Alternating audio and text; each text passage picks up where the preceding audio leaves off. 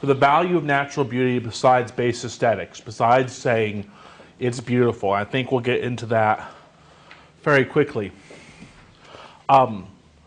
My general bias with regard to philosophy, it's got to be practical. It's got to have something to do with the individual who is practicing it or reading it or studying it. And so when I ask the question, what is it about nature, wilderness, and I will mean the same thing by either term, untouched wilderness or nearly untouched wilderness, explains the human drive to preserve and then what describes the human drive to utilize or destroy it. This is important because I think it gets to a key thought about how we relate to the outside world and to the environment and to each other at some very basic level. And so understanding the question and the answer to the question will have some intrinsic value, some real power for explaining broader things about humanity. Can I ask a clarification? Yes. So your thesis is that you're going to explain why we value nature? Right? I'm going to offer a potential explanation. Okay. Yes. Okay. The problem is the first thing that comes to mind when you say, well, why is that desert or that ocean or that mountain or that swamp valuable or good? The first thing that comes to my mind is usually, well, it's beautiful. There's something about it it's just pristine and nice and beautiful and wonderful. But it's difficult to place a comparative value on that. How do you compare that to the $20 million you're going to get from building a strip mall in this little area? And if there's not a means of evaluation or comparison between the two, then really you're just talking past each other. There's no way to account for that on a purely aesthetic argument, because all aesthetics say is it makes me feel good, and then different people will disagree about what it means to feel good and how much value monetarily to put on something or emotionally to put on money. So King Kusin, he's actually a University of Australia, Melbourne. He's a broad naturalist. He's got this indescribed chair in naturalism. So I went and did more research on him after talking with Doug last time. And he took some Nietzsche terminology and used it to launch off an argument that can be on par with and perhaps communicate with best use or utility arguments. So we want to balance the two. Brief note, Kusin takes Nietzsche's ideas in A Birth of Tragedy and completely reevaluates them, to the point where I don't think Nietzsche would probably agree. Nietzsche's talking about the development of one specific art form and the historical impact of that development from two different forms of early Greek art. Kusin is talking about the things that may have driven those two early forms of art or responses to any other thing, and saying they speak to something bigger about ourselves and about our relationship to nature. So for Nietzsche, an Apollonian idea is more of an idea of the controlled, self-building, morally uplifting, make something of yourself humanity that is in some forms of Greek art. For Nietzsche, for Kusin, he wants to re-describe that as a broader class, the part of the human nature desires to master, craft, plan, control one's surroundings and future. And he likes the reference to Apollo, a god of logic, strategy, war, planning. And he wants to contrast that with the Dionysian, whereas the Dionysian was about tearing down the ego and the self in Greek tragedy. It was about the futileness of it all. Kusin wants to build that out a little bit more, wants us to relax, enjoy, to be at peace with a surrender. The Dionysus, the god of wine, the equivalent of the Roman Bacchus. Let's just have a fun time because tomorrow we're going to die. The claim is that he makes is a development or use of products of this Apollonian impulse. That to change, master, develop, build up, protect ourselves from that horrible outside world and to prove our superiority to our natural surroundings. And the preservation, the desire to just go and hike in the wilderness and to just experience these things, is a Dionysian impulse.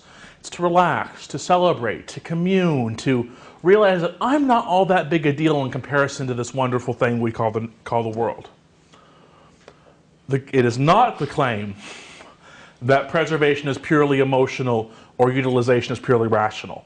Both the Apollonian and Dionysian aspects seem to have a certain rationality behind them and seem to have a certain emotional appeal, but they're slightly different in their focus. He also does not claim that you should never make a utilization of the wilderness. And so the first basic objection to what Cousin says in a 10-page claim that would come to mind, I think is easily clarified. We're not deciding between a concrete jungle and a swamp. We're just not. You know, somebody would say, well, that's all that Cousin's got options for. What about the Garden at Versailles or the Taj Mahal? Because those things have some aspects of both. There's land and there's plants, and they're all sculpted nicely, like we would really think a concrete jungle would be for some function, but it doesn't mean it's not nature, does it? I think Cousin, I'm actually extending the argument a little here, that the palace and the garden are still utilization. That you may not remove all the appeal to the Dionysian nature quality of just accepting the broader futility of life and your spot in a bigger universe, but you're still altering that effect from an Apollonian. You're still saying, but I can master that, but I can change that, but I can build on that. And so what Cousin and I both want is for us to seek a sort of balance. Therefore, we can make arguments for preservation of natural beauty of the wildlands by comparing this response of, everything's fine and well with the world, and it's not that big a deal, I'm not that great, I'm maybe something better, but by balancing the ego-crushing response of the Dionysian with the ego-building and protecting response of the Apollonian, and that we have reached the right utilization and the right preservation when we have balanced the two of them out.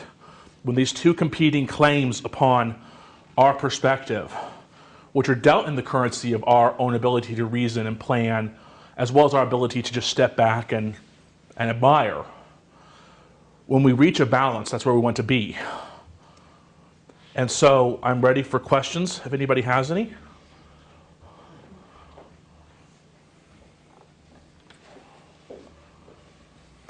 Yes? Let's revisit this. Now, let me think.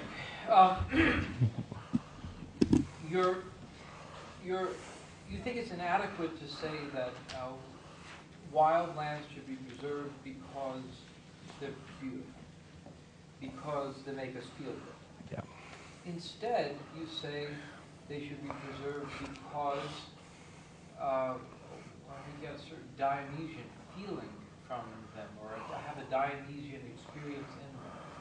Now, this is something richer than it feels good. Yes, because it may be horribly jarring to be on a mountain hiking and painful and all these other various things. At the same time, the awareness that you're not all that there is, the awareness that there's something more important out there, and maybe it's just the universe, maybe it's God, whatever. What we're teasing apart, I'm trying to tease apart here, is that beauty is a wonderful thing about nature, and it's going to be part of any Dionysian evaluation of it, but it's not sufficient. It's not enough to say it's beautiful, therefore we should preserve it, because somebody can respond, but this is also beautiful, or this is also more valuable than beauty. And so it has to be more, I think it has to be more anchored in who we are as human beings, for us to develop a self-serving but rational way of justifying its preservation. Yes, Carl? I have a bunch of questions. Just start with one. So I asked you in the beginning what your thesis was. You seem to agree with me that your thesis was an explanation of why we value these things. Mm-hmm. But then when you're talking to Doug, you're thinking things like, well, we should value. Those seem to be different questions. And you could explain why we value something so in terms of, well, I value it because I think that it gives me a good feeling. But the question of whether I should value is entirely different than explaining why I do in fact value. So Yeah. it seems like the thesis Yeah. you're fitting is not actually the one you agreed with me at the beginning of the defending. It might be more of an ethical claim. Yeah, well, at some level, I am. But I think the two claims are in of themselves, if worded a little differently. One, the why we value it is the same reason, the answer, as the reason why we should preserve it. And so I'm tackling both questions at once, presenting the same answer, which is. All value it for the same reason? I mean, that's sort of the question, is that, you know, I might value it for a different reason than you do. But if you get to the question of whether I should value it, then that might be the same for both of us. But if the issue is why we do value it, that might be different for everyone. Yeah. Along a continuum, perhaps.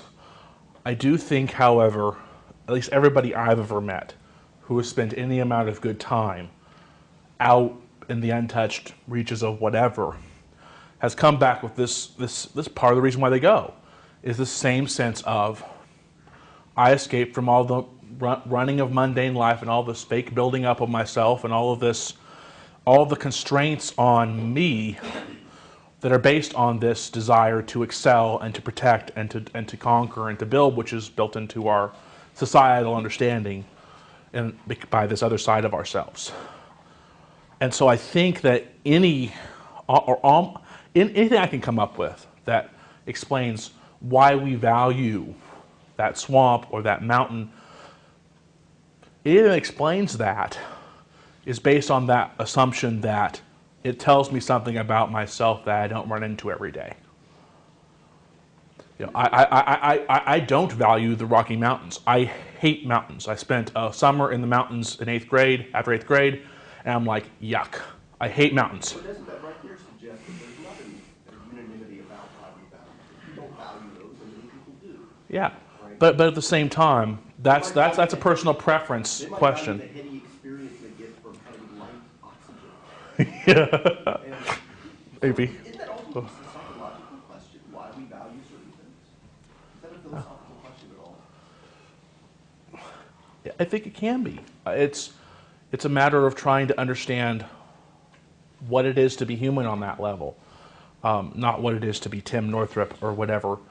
You know, I don't like the Rocky Mountains. I personally impugn their reputation or whatever, but I still understand why they're important to humanity, what it is about them that makes them worth keeping, in the way that. Really being the ethical issue about this explanation of why we value something, because I think that's a psychological question that may differ from Yeah. person to person. So I think if you stuck with Yeah, the ethical I mean, question, you'd be more. perhaps I'm just going too broad because I viewed the two as essentially the same question with the same answer, coming at it from different angles. But I understand why you would say that, and I understand how that might be a better to be more narrow in that way. Yes, Dr. Tossenson. Maybe there's something I'm missing here, but I gather the original thought was, someone says, well, why should we preserve, I'll go with this just to annoy you, the mountains. Why should we value the mountains? Why should we preserve the mountains as opposed to dynamiting the things and putting a road through them? Right? Now, one obvious answer is, well, because they're beautiful. Well, but that's not really adequate. We need something else. So we go with this, they make us aware of the Dionysian aspect or something like this, right? Well, my thought is, why is that an improvement as an answer? Because it seems to me that someone could come back with exactly the same kind of response as you suggested. Someone might respond to beauty point to say, who cares about that? Yeah, I take that up in the paper. For me, you can deny that something is beautiful or that beauty is useful without denying something fundamental about what it is to be human. You know, but if you're denying the Dionysian, at least as has been defined here, you are in essence denying that there's a part of us that's aware that we don't really matter, and that so we should just relax, lay back, take care, and enjoy. at some very basic level as is, that we shouldn't try to conquer because it's futile, like we had last week. So it's, I guess that's the pivotal point, is that here we're talking about a value judgment about the thing itself. And here we're talking about what the thing tells us about ourselves. And I think, my philosophical bias, that is almost always a better answer, is what does it tell us about ourselves, and so what should we do about that? Or what should we think about that? Or why do we feel that way?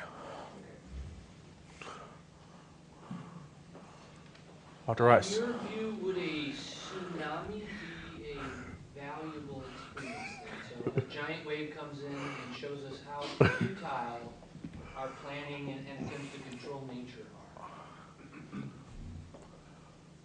are. On some level, yes. If nothing else, because it reminds us that we can't control nature, so we shouldn't build that close to the shore, and we should respect and admire the ocean as it is and not as we would want it to be. And I think that that has a broader base foundation of same reason you should view any natural phenomenon, from the sun coming up to major earthquake, is because there's something about the natural phenomenon in its proper context that tells us, sure, we can't win on this level. We can do a lot to make it easier for us, so we can't win. And I think we come into that best, and least dangerously, when we're walking through the woods or scaling a mountain even. Or my patent response from my own history was walking in the Arizona desert as a kid with my grandparents and aunts and uncles. Family affair, but we were out in the middle of nowhere. That's an easier way to do it. That's a more accessible way to do that, because you're not going to be able to go rush and see a tsunami. You're not going to be able to go and experience a tornado because you want to. And in fact, it causes human loss, those things. But I mean, okay, so part of your claim is that you have to balance these two considerations. Why? I mean, shouldn't if it really is that we can't control nature, why bother at all? I mean, let's just wander around in the desert, not worry about jobs and houses. Well, I mean, but because this Apollonian rational has built something for us, it has made the appreciation of these wildlands easier. If we're not trying to survive every day in them, we can appreciate them better. And these are two different poles: the want to be independent and self-reliant, and the want to just say, eh. And so societal progress up through certain points tells us something about ourselves as well and what we can do. The tsunami coming in and washing it all away tells us logically that perhaps we shouldn't build that close to the shore. The walking in the wilderness tells us that, there's something greater than who I am, and all my ancestors back there had to deal with that, so I should value this thing. I want to value this thing, or I do value this thing instinctively, and this is a good reason for it. And so, there's a tension between, on the one hand, these experiences where we're just sort of walking in nature and it's beautiful and all, and these other ones where we're being forced to see how puny we are. I don't know necessarily that all experiences of nature would combine both of those elements, and it seems like. and I Maybe it's my confusion, but it seems. Yeah, I mean, I don't think it always would. I mean, just like every project completed at work doesn't make you aware of how great a human being you are, that you're such a great planner and developer and whatever else. If I don't want to go back to Mitch's argument from last week, but it has some of that flavor, that it has the potential for a certain type of person in a certain type of situation to make a realization about this. And then the ethical duty that kicks into that, because now we understand why we're doing this. Yes, Dr. Murphy. I've got a clarification question, just back a little bit. Is this a fair summary of your argument? The existence of wilderness is necessary for self-knowledge. Self-knowledge is valuable, therefore the existence of wilderness Is that what you're arguing in a nutshell? Yes. What if I were to say, I don't believe the existence of wilderness is necessary for self-knowledge? How do you argue against it? I mean, what's your response? Then where do you get that either connection with the past or realization of your minimalistness from? I'm assuming there'd be other places to get that, but this is the most convenient and best way to do it, I would think. Well, did you mention in your paper that you can get it from art? Yeah. You talk about, in fact, you haven't mentioned in your talk here, but Yeah. that Apollonian, Dionysian in art. Well, It plugs holes, and it does plug holes in the naturalist response. I mean, we do art, and it's in some ways a mimicry of what we experience in nature or in our own lives in other ways. And to the extent that it reflects either of those impulses, it can be Apollonian or Dionysian or both. And so, yeah, in my paper, responding to objections, it's more of a way of saying, but wait, we don't value the Dionysian. Or, but wait, there's something about the beauty itself. Or, but wait, are we talking in the same terms? Art fills a series of gaps that allows us to make the mental jump between who we are, what we do, and the natural world, if pressed. Personally, I think it's, that some of these things should just be basically apparent to somebody who spent a week camping in the woods as a kid or whatever. And some of it's going to have to be tied with other human experiences. But this type of experience is foundational and was the defining nature of experience of humans for millions of years. And so there's that about it, and then there's the fact that it tells us that we're not that much better than great-great-great-grandpa sailing over on the Mayflower and having to deal with a brave new world. Dr. Tostenson? I was wondering if you would want to include some requirement that some kind of engagement with the natural world. I mean, the examples you two tend to, well, I was out among the mountains, I was out here. Because I might agree with what you say, okay, seems right. But, I've been reading Kant, and, maybe the starry heavens above, man, that's sublime. That's just some amazing nature up there. So we can bulldoze the mountains, and we can cut down all the red forests, because we'll always have the starry heavens to remind us that we can feel the specks in the cosmos. But, I'm thinking the response to that is, well, it's just not adequate, because we're just too far away. Yeah. So, maybe some kind of engagement. Yeah, and my personal failure to be able to engage with mountains perhaps is a moral failure or a personality flaw. At the same time, we engage with our Apollonian aspect through our work and through our doing every day. We engage with our ability to plan and decide and develop. We don't often, at least in modern society, engage, even when we're looking at the starry heavens, with the, oh, I'm so tiny, what's the big picture here on Earth and with me? And I think that there's multiple steps there. Or you can get the sublime, oh, I'm so small, from the heavens. But you don't also get what you get from the, I'm connected to the past and I'm part of a bigger thing and that I'm irrelevant in that way. This starry heaven says all humanity is irrelevant. The forest and the ocean says, I am irrelevant amongst a swarm of humanity and other natural states. I hear you say, I think I'm counting 3 different things about the Dionysian. You describe it in one breath as struggling against the elements, like our forebears did. Well, it's not a struggle thing. That's actually an Apollonian effect, but That's Apollonian. Okay. Well, at times you talk about connecting with tradition, with the past, under Dionysian. Yes. Then sometimes you talk about feeling so small, being dwarfed by the great beyond. And other times you talk about cutting loose, having a good old time with a lot of wine or something. Yeah. Now I hear 3 not entirely obviously compatible things. Could you, and then you can't Okay. fall under wisdom. Yeah, I mean, yeah, it's like the Greek poets that the Apostle Paul would have taken issue with. I mean, we're part of this big thing, and we've got a history, and we should be connected to that. But at the same time, we have no control over that history of ourselves. So the proper response from a purely Dionysian impulse is, let's have a good time. Let's relax. Let's go on a nature walk. Let's drink wine with friends. Let's do something, eat and drink and be merry, for tomorrow we're going to die.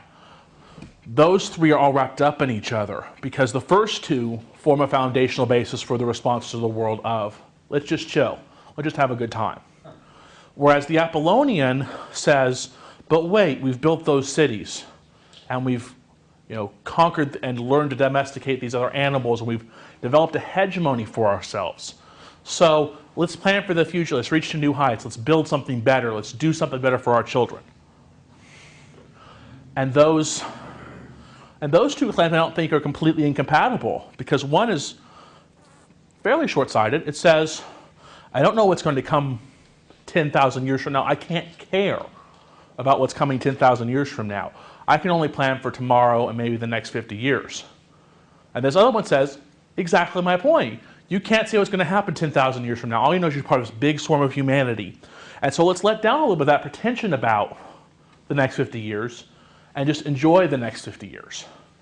And there is a tension there, but they're not incompatible. Yes, Carl. I like the formulation of the thing. I think it's very interesting. I'm not sure all the topics are necessary for it. And I'm not sure that you wouldn't be better off just being more articulate about the three-premise argument or the two-premise argument as presented and developing that. But I want to come back to this, because I'm not sure that the Apollonian and Dionysians don't really do as much work as you seem to think they do. It seems kind of confused in a sense. And here's one way.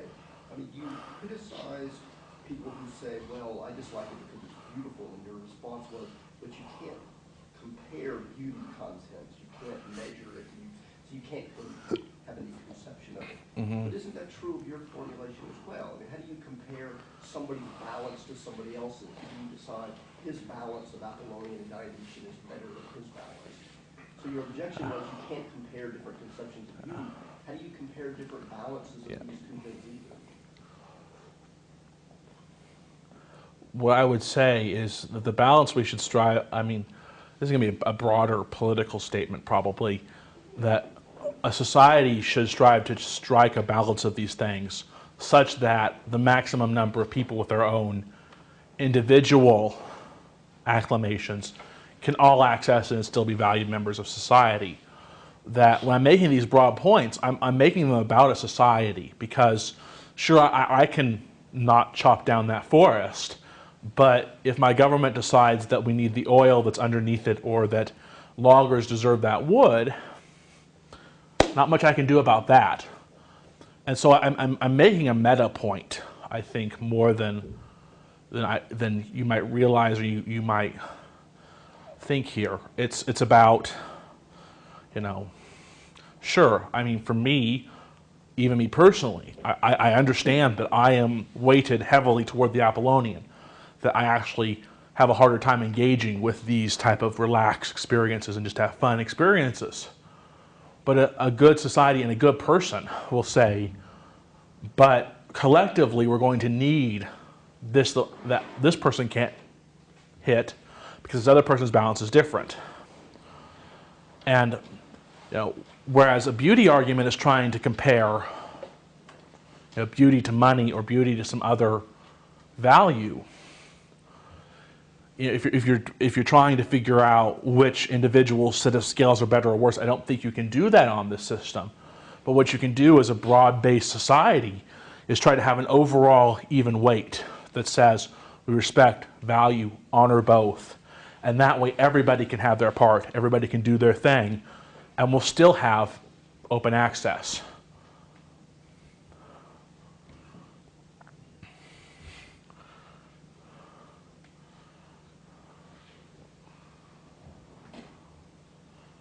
Yes, Carl. In order for this to work, you need some conception like Aristotle or Aquinas might have a human nature or natural law. You need to give this content to say that this person's balance is improper. Don't you ultimately need some kind of content, namely that this is the right kind of human life? This a life with self-knowledge is the best life, or a life in which you appreciate your smallness and your insignificance, or a life in which you recognize that mountains are valuable not just for beauty, but also because of the poor they provide. Yeah. So don't you need some kind of conception of human nature or ideal nature for this word? I think you probably do. I think I probably underestimate how much that plays into my own thinking, this kind of Christianizer Aristotelian value system, that we need to be aware of certain things and cultivate certain virtues, and this is a virtue, this type of balance in general, eudaimonia or whatever it is. And this is one form of that. Actually, the Christianized thing is kind of interesting because couldn't someone argue, well, shut the wilderness, just be a Christian. Something like that. I mean, look what you get with Christianity. You get small next to big. You get, well, cutting loose is maybe not the right way of putting it, but you can sort of rejoice in the spirit of the Lord. Let's put it that way. And the model is the model that God gave humanity, which is of course a garden, not a wilderness, a garden. And so, take the natural, resources of the world, garden the Amazon, garden Yosemite, do it all. I mean, and pray to God for your humility. Why? How about that? You're probably over. Could you build a Christian argument against the Dionysian? You probably could. You'd have to use it against the Apollonian as well, because the Christian conception's about self-surrender at some very basic level, and not selflessness or self-fullness, but about just surrendering the self to something greater. I think on that conception of Christianity, though, you ignore the injunctions to stewardship, to caring for. I think it's Hezekiah in Psalm 119 talks about bringing to ruin those ruining the earth. It's about the earth in and of itself is a valuable thing. And I think the Christian conception would argue that because we are now flawed, the whole sin argument, that infiltrates the world. And so what we need to do in response is try to stem the effect that our own imperfection is brought here. And so I think that the better Christian argument is by far a stewardship, care for, and to some extent that does involve gardening for our immediate surroundings, because we need to be comfortable, and we need to be careful, and we need to be safe.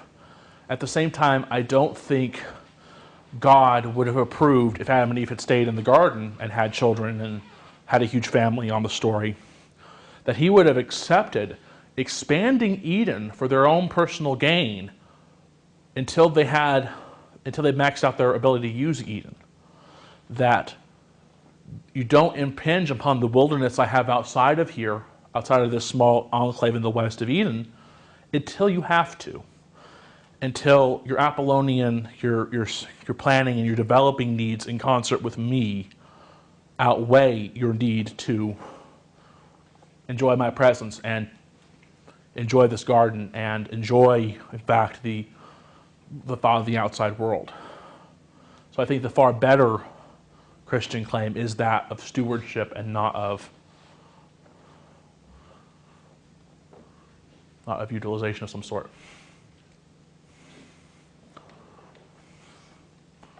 Stewards, of course, are utilizers. I mean, the steward of an estate lives in the estate, manages the estate, chops down the trees that need to be chopped down, hunts down the rascals that are causing trouble and whatnot. Stewardship is not incompatible with gardening, no. Well, yeah, in fact, it's assumed, I think.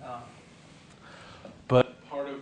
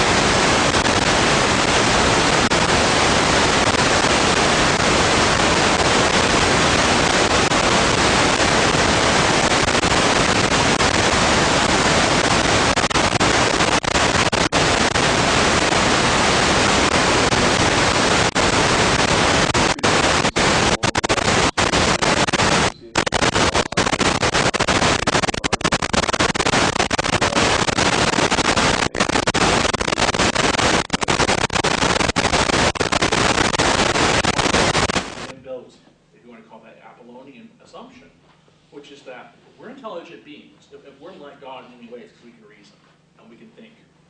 And so I think God expects us over time to develop mathematics and sciences and patterns of understanding things. And I don't think that necessarily has to take away from the Dionysian, going out into a forest or launching a space probe and measuring stuff. Increases our knowledge of things and satisfies our Apollonian desires, and seems to do a lot less damage to other things. I think that's built into us, that ability to plan and discover and learn.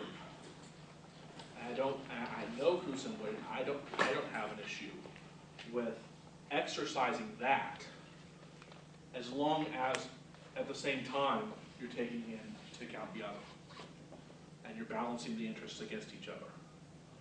If you're going to get more Apollonian benefit than Dionysian damage, you probably should go for it. Tell me about the practical implications or the usefulness of this approach. Think of the arguments relating to drilling and water in Alaska National Wildlife Refuge. You have many people who argue that we should preserve it in pristine condition and we should not be pumping oil out and soiling the environment. But you can make it seem like a pretty good argument that if we want to balance that, we should preserve it somewhat and master it somewhat. Maybe that mastery involves drilling a little bit. Is that okay? Yeah. Okay. So should we open it up to some oil drilling because that's the Apollonian? You could make that argument in large part because I think there are ways you can almost rule out damage or limit damage from oil drilling as long as it's on land in ANWR. It's part of the reason why even environmentalists in Alaska want you to drill in ANWR, because they know how much you can preserve it while still utilizing its resources. Like it's to a broader point, oil. What is the using of oil doing to our world? And if the using of oil itself is doing something to our world, you then have to compound that worldwide effect and that effect on ANWR with the effect of actually drilling the oil, the fact that you're using the oil. And so, if anything, this mindset, it doesn't provide a mathematical formula, but it provides us with an instinct to slow down a little bit, don't just jump on that development impulse right now. Let's think out the consequences on both sides. It's an approach, but it's not a method. But it's an approach that values balance between two forces that are at odds. It wants to balance the impulse to control and master versus the impulse to relax and enjoy. So it's not an argument in favor of maintaining the natural world as pristine environment or condition. It's an argument you have to do that at some extent because you have to. You might have some minimal use areas. You might have some areas with more use, and you might have some areas that are like parts of New York City where there are no more trees and where it's all skyscrapers. And to balance that out, you need Brazilian rainforest of some quantity. I mean, also, the balance doesn't refer to the Apollonian Dionysian. It refers to the amount of development in the world. Well, I think the two are the same thing. That if you're going to get the Dionysian response from yourself, you're in different gradients, you're going to need different levels of untouchedness. You're going to get the Apollonian, you're going to need different levels of artifice or gardening or development to inspire further growth on that. And so the argument in general is that you should strive to have a balance between pristine natural land and then all of the gradients in between to get to the garage, the parking lot with nothing around it but buildings. That's the broad seesaw we're on. If I were to make a personal statement about where I think we are currently as a world and as a society, it is heavily on the Apollonian side. But we've done enough, and we've conquered enough, and we've destroyed enough in the effort to use and grow and develop that we need now to preserve more to get back to the balance. But that could be debated based on different people's instincts of how much you need of what, and it would have to be some larger consensus about what human needs are, which I don't think any one human being can evaluate by themselves. comment on one of the sentences in your paper? Maybe it is here. Okay, it's on the 12th page. Okay. The second and then paragraph, towards the bottom. It's more this Apollonian Dionysian stuff, which I'd like to understand better. The Apollonian alone, you write, is insufficient to interpret or utilize pain, passion, desire, and other major human introspective and internal experiences. Quality, probably.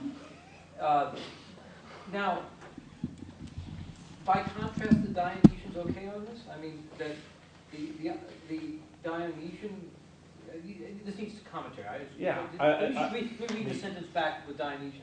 Yeah. So the Dionysian is sufficient No. to interpret, or, Well, either one alone isn't sufficient. what But are you here I'm talking addressing the about? fact, Explain here I'm this. addressing the objection which says, let's just get rid of the Dionysian. What does and- this have to do with utilizing pain, desire, and stuff? What are you getting at? Help me. That in order to understand these things as a full human being, you have to understand that you're going to have a rational, intellectual, preventive response, that I want to prevent this from ever happening and want to make it into the best thing I can make it into. And well, I guess I'm not mashing you first, that really hurt. You know, and ow, and let's, you know, enjoy the fact that I didn't cut my leg off. You know, that in order to be fully human in that way, you have to access both at some level. And I think if you want to base it as a term of qualia, the qualia are going to have both aspects of a judgment that says, this is a blank, now let me utilize this. And I have this, you know, experience of limitedness and of sensation and of not all powerfulness, and so, or of powerfulness, or of this rush, and that you need both in some combination to explain them. It's just where I'm at in the paper at that point is drawing out the argument of, well, why can't we get rid of the Dionysian? And my response is, because it tells us something about ourselves. Look at what we do with our work, look at how we relate to the outside world. You know, our relationship to other things is not full without it. So the Dionysian is something inexplicable at some level? Or that defies our ability to interpret? It defies easy Apollonian categorization, perhaps.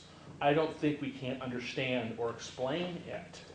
That's part of how I come over the language objection in the paper, which is to say, yeah, but look at the language everybody uses in art. And that this has both these accessible qualities to it. That the Apollonian will tilt to the logic problem and the problem solving. But there's also an inbuilt passion to that, about that thing. But the Dionysian doesn't necessarily accept that. It's EXCEPT. It says, my emphasis is something else. But sure, you know, now I'm being a limited human being, I should avoid putting my hands too close to fires. You know, that this type of holistic experience with the outside world, the natural world, and a campfire or something, you know, being minimally reshaped Apollonianly to suit us, that these things are two sides of the same coin with different emphases, but neither one rules out the other's modicum of currency of exchange, so to speak. Yes, Carl. If the balance is important, does that mean that somebody like Woody Allen, who spends his life in New York City and apparently enjoys that, is he missing out on something? Is he not balanced properly? Because he's not enjoying nature and going out and camping and hanging out in the woods. Is he missing something? Is he incomplete as a human being? That depends on a number of things. That depends upon his own native balance and need and understanding of his limitedness, with or without wildlands. It also depends upon the fact, you know, did he do enough camping and whatever else in the outside world as a kid, teenager, or young adult, that he no longer feels he needs to. But you do think that it's a part of it. It's an essential part of a good life to spend a reasonable or good amount of time in the natural world.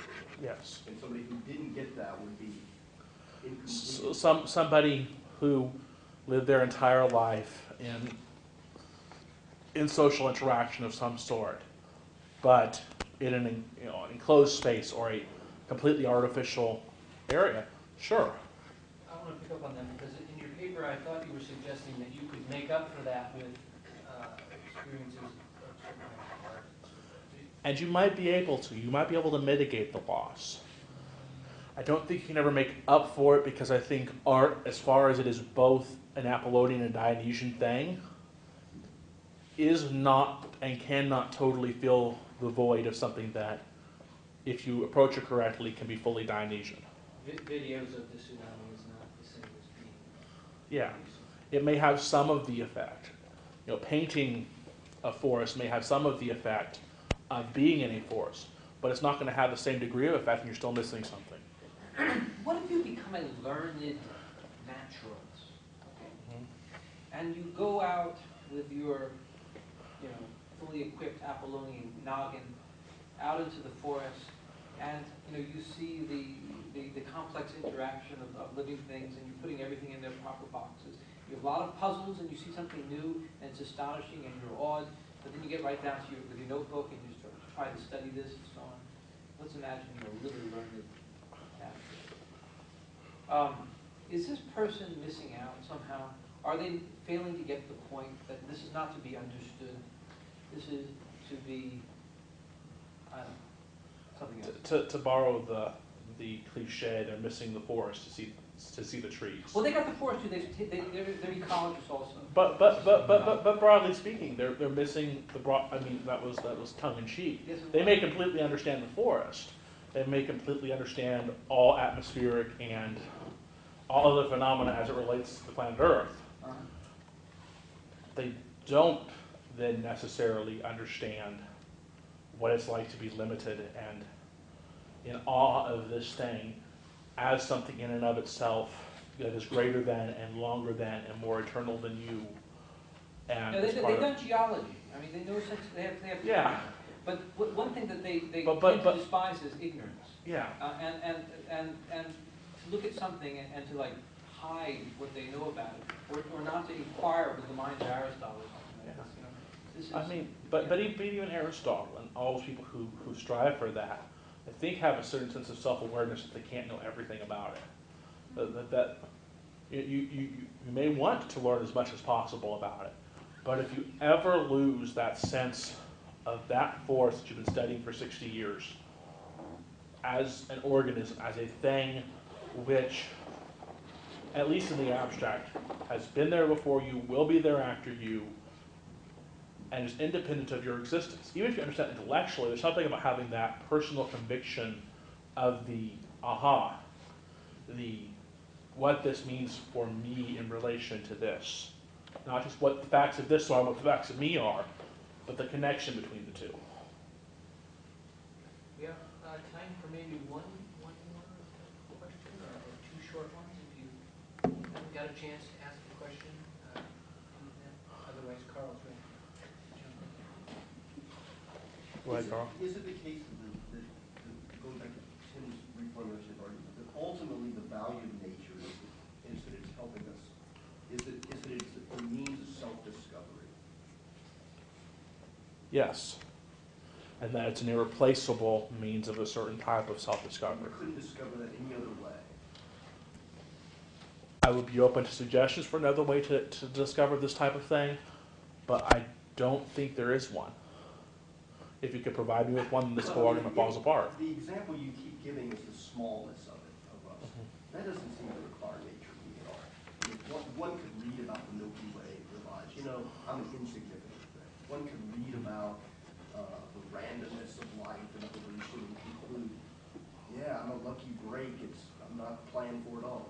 You can reach those conclusions about nature. Yeah, I'm probably picking more into the term smallness than you So are. what's the knowledge I couldn't get from any other way? It's kind of like doing a genealogy. It's understanding where I come from, where my family's going, or historiography in history. How things have progressed along this path. And Sure. I mean, I guess you can intellectually come to the fact that you're insignificant and small on a relativistic scale. But the impact of realizing that as a being, you both mean something as part of that larger whole, no matter how small you are, and are highly irrelevant as an individual. You know, the smallness encompasses that you're comparing yourself to something else. I'm relatively bigger in the scheme of the things than a virus or a lobster. However, I'm nowhere near as big in the scheme of things, at least currently, as some history-making person or the sun or something. Well, And so you convinced me. Your argument is convincing. I realize my smallness and insignificance. I didn't need nature. I just needed you. A force of nature. yeah, but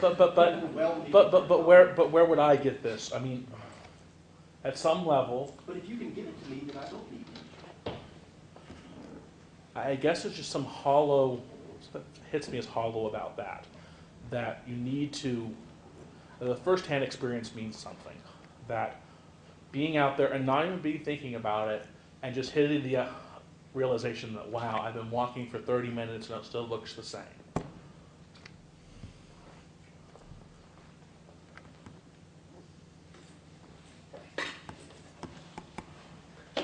Okay, well, join me. Thank you.